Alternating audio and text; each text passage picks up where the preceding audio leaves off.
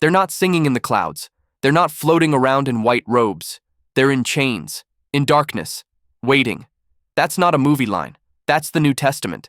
Jude says there are angels, right now, being kept for judgment, because they crossed a line. And 2 Peter uses an even stranger word, a word that sounds like it belongs in Greek mythology. So here's the question we've been building toward in this series. Are Jude and 2 Peter talking about the same event from Genesis 6, the sons of God, the Nephilim, the world before the flood? And if they are, does that mean the book of Enoch wasn't just a weird ancient side story, but something the early church actually knew? Stay with me, because by the end of this video you'll understand why Jude directly echoes Enoch, what angels in chains is really referring to, what 2 Peter means by Tartarus, and whether this settles the Genesis 6 debate or complicates it even more. And the biggest question of all, if Jude was willing to use Enoch, why isn't Enoch in most Bibles? Hold that thought. We're coming back to it. Welcome to Bible in Focus. This is the channel where we bring the Bible in focus, bringing the book and the stories we love to life through video. If you like deep dives that connect the dots, Genesis, Enoch, and the New Testament, go ahead and like the video, subscribe, and join the community. Now let's get into it. Because we're not starting with Enoch today, we're starting with Jude. Jude is a short letter, but it hits like thunder. It's written to warn believers about false teachers, people who twist grace into permission and religion into a cover for corruption. So Jude grabs examples from scripture and well-known traditions to make one point. God is patient, but God is not blind, and judgment does come. So Jude stacks example after example. People rescued from Egypt, who later fell in unbelief. Cities like Sodom and Gomorrah, consumed in judgment. And then, the one that stops most people cold, angels. Angels who sinned. Angels who left their proper place. And Jude says they are being kept in chains under darkness until the judgment of the great day. That's the line. What event is Jude talking about? Because the Bible doesn't give a single easy paragraph that says, here's the story of the angels in chains. So Jude expects you to recognize something, which brings us straight into the Enoch connection. Later in the letter, Jude includes language that closely matches a famous line from the book of Enoch. He describes the Lord coming in judgment with countless holy ones, and Jude even identifies Enoch as the seventh from Adam. That detail matters, because Genesis lists Enoch in that exact position, and Jude's wording matches a known Enoch passage so closely that it's hard to miss. So let's be clear, Jude is intentionally drawing from an Enoch tradition. Now here comes the part that makes people nervous. If Jude used Enoch, does that mean Enoch should be scripture? Or does it mean something else? We'll answer that. But first, we need to understand what Jude is doing, because he's not writing a trivia letter. He's making an argument. Here's Jude's logic. If God judged rebellion in the past, among Israel, among angels, among cities, then God will judge rebellion now. That's the point. So when Jude mentions angels who did not keep their own position and left their proper dwelling, he's pointing to a known category of story, angelic rebellion. But which one? Because there are two major possibilities people bring up. Option 1, Jude is referring to the Watcher's tradition. Angels who left heaven, crossed a boundary, corrupted the earth. That's the Genesis 6 Enoch connection. Option 2, Jude is referring more generally to the fall of Satan and rebellious angels. A broad angelic fall idea. So which is it? This is where the details in Jude matter.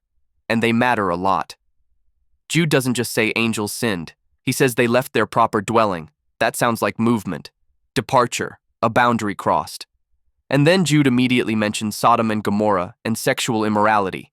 And he uses a phrase that makes people lean forward. In a similar way. That similar way line is a major clue for many interpreters.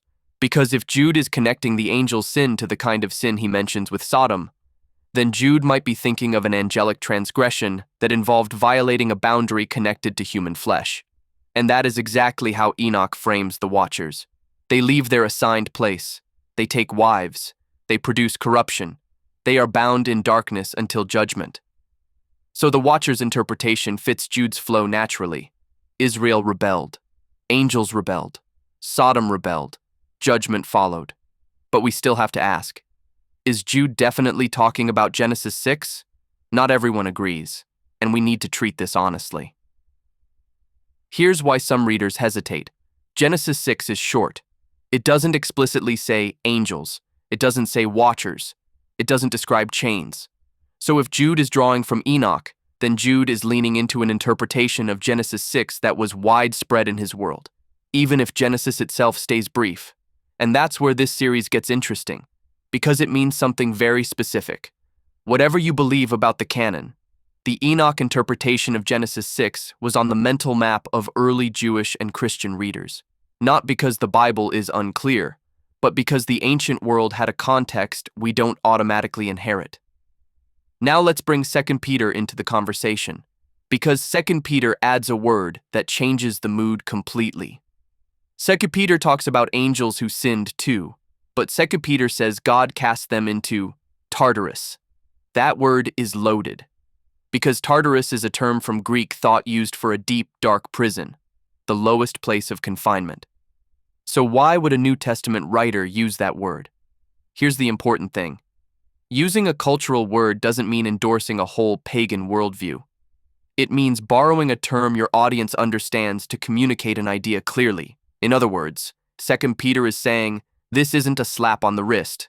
This is the deepest kind of confinement, a holding place, awaiting judgment. And 2 Peter also connects this angel judgment to the flood. He moves from angels judged to Noah preserved to the ancient world flooded. That sequence is not random, it's like Sekum.